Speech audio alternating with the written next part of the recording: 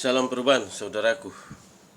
Jadi begini, gue punya pendapat itu tidak salah, itu benar secara gue punya pemahaman, pemikiran. Namun dalam berpolitik itu kan ada politik aktif dan politik pasif. Yang dimaksud dengan politik aktif yaitu kau terlibat pada organisasi-organisasi politik, atau juga kau terlibat pada organisasi-organisasi kemasyarakatan seperti organisasi kepemudaan dan lain sebagainya. Namun satu hal yang kau perlu paham, ketika kau sudah berpolitik aktif, kau itu segala tindakanmu itu dilihat dan diikuti oleh seluruh publik, orang yang, karena kau menarik perhatian.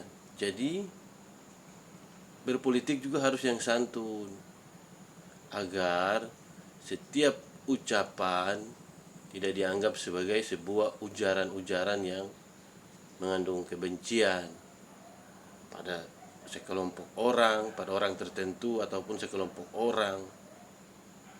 Karena hal itu bisa berdampak luas di masyarakat, karena masyarakat inilah yang menjadi publik.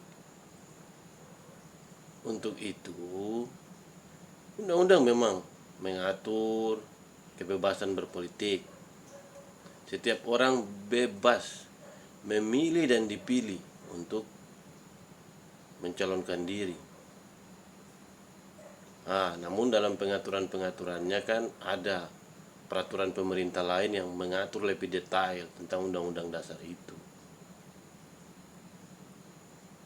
Makanya dalam mengikuti situasi ataupun bersedia bergabung ke dalam dunia politik, jangan hanya sekedar berambisi untuk mengejar kekuasaan, hanya untuk mengejar kepentingan antar kelompok tertentu, tapi harus berpikir secara paham kebangsaan sehingga bisa merangkul semua pihak. Setiap statement, argumen, pendapat tidak membuat pihak lain itu merasa dikucilkan atau direndahkan atau apa, tetapi statementnya itu mengkritik tapi dengan bahasa yang bisa diterima oleh orang lain. Mungkin begitu, saudara. Jadi politik itu ada dua, politik aktif dan pasif. Kalau politik pasif, kita hanya bergerak di dalam barisan simpatisan, relawan, dan lain sebagainya. Sedangkan berpolitik aktif berarti kita ada di ujung tombak dari sikap politik yang kita tentukan. Berarti kita ingin menjadi pemimpin bagi orang-orang itu. Sehingga dalam bersikap, dalam bertindak, jangan kita hanya memikirkan tentang kelompok yang kita ada rangkul mereka, ada ajak mereka untuk bergabung. Tapi kita harus melihat juga lawan politik kita bagaimana, sudut pandang kita menilai mereka bagaimana.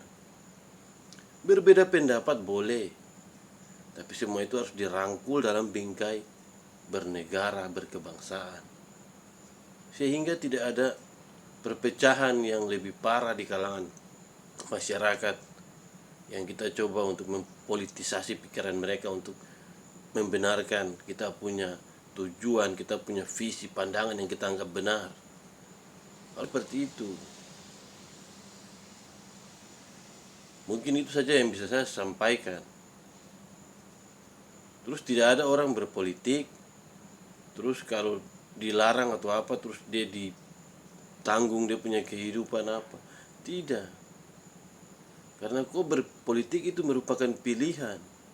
Dan ketika kau sudah memilih untuk yang mana, nah itulah segala konsekuensi logis maupun hukumnya kau harus menerima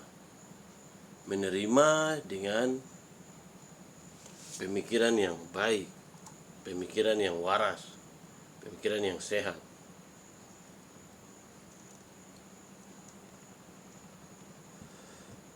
Makanya setiap organisasi-organisasi politik wajib dibekali dengan wawasan kebangsaan, agar cara berpikirnya, sudut pandangnya mau berlatar belakang jenis apapun organisasi politik itu, tapi yang diutamakan adalah wawasan kebangsaan, kebaikan untuk semua.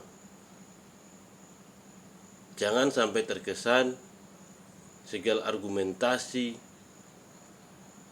segala statement-statement politik di media massa, media elektronik dan lain sebagainya itu akan ditangkap maknanya oleh masyarakat itu sebuah ujaran-ujaran kebencian dari antar satu relawan kepada relawan paslon yang lain.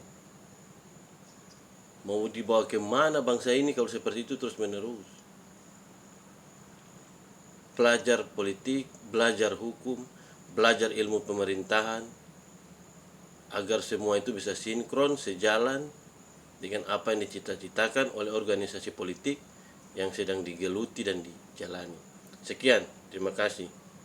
Shalom, assalamualaikum warahmatullahi wabarakatuh. Om Santi Santi Om, Namo Buddhaya, salam kebajikan.